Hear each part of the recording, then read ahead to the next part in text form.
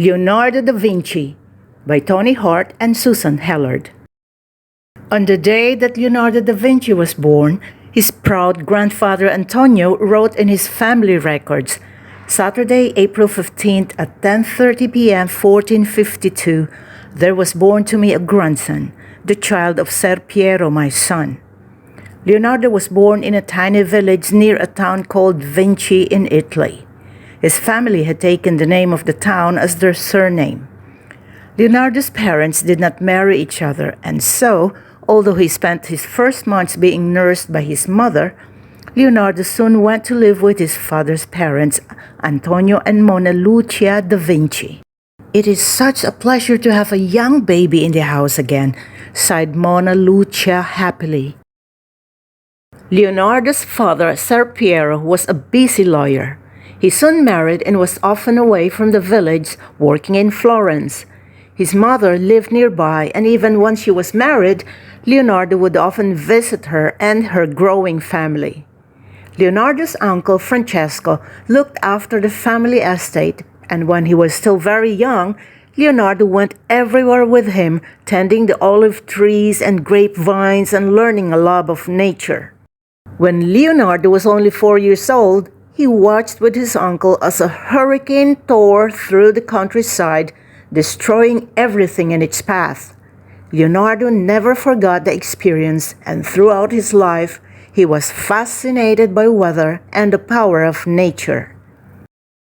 Leonardo, an attractive child, was born with remarkable gifts. His mind was always busy, and he would set himself many things to learn, never pausing from one subject to the next. Leonardo carried notebooks with him everywhere he went and was forever scribbling. He had a strange way of writing with his left hand, from right to left and back to front. The only way to read it easily was with a mirror. Leonardo had only a limited education in Vinci, but his great talents were obvious to his teachers. "I cannot teach you any more about mathematics, Leonardo," said his baffled teacher. "I have taught you all I know." He took music lessons and learned to play the lyre.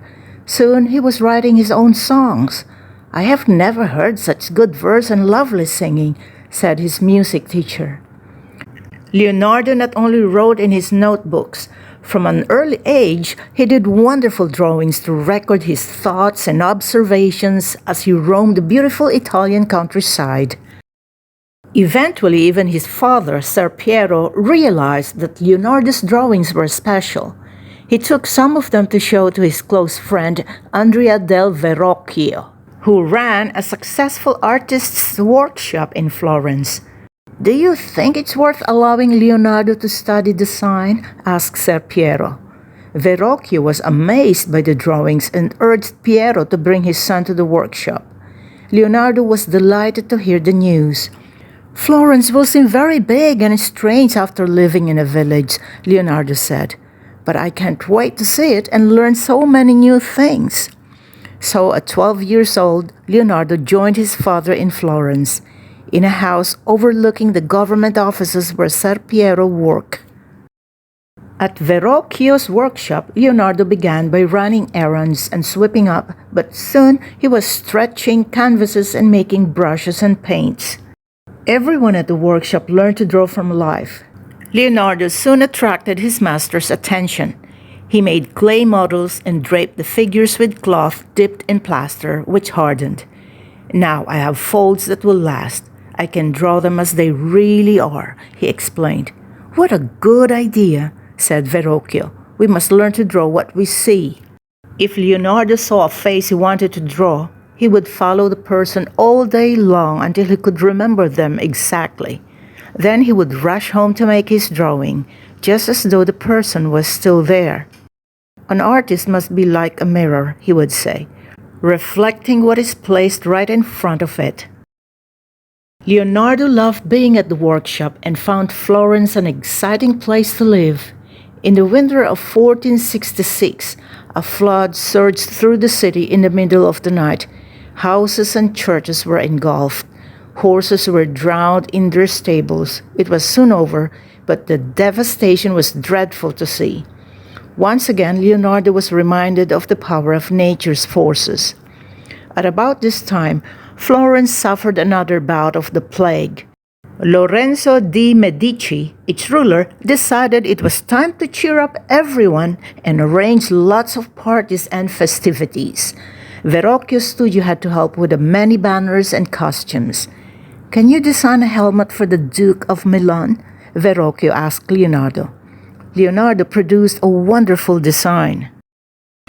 One day, Leonardo's father was at his country home in Vinci when one of the peasants on the farm asked him a favor.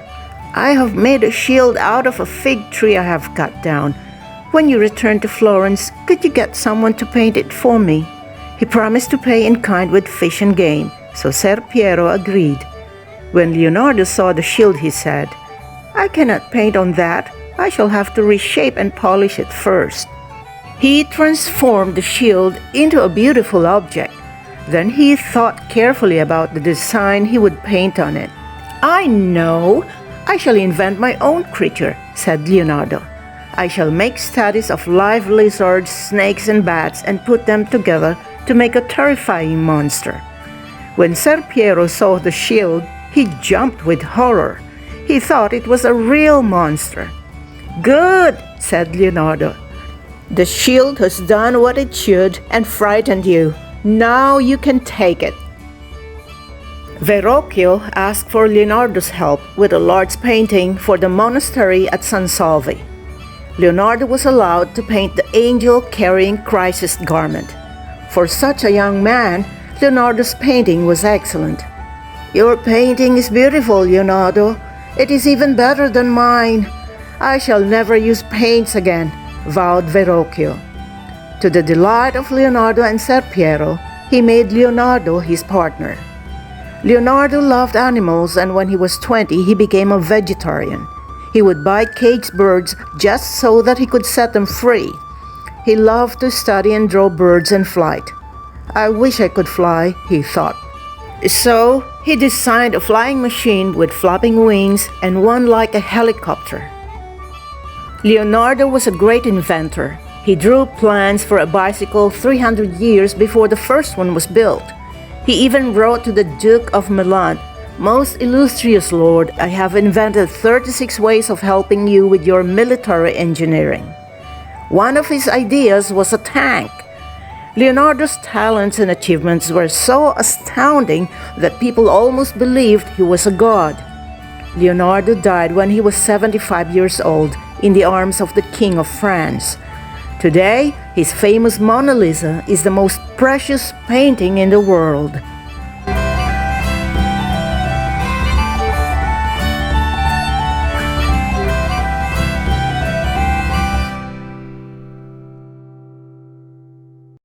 Hi!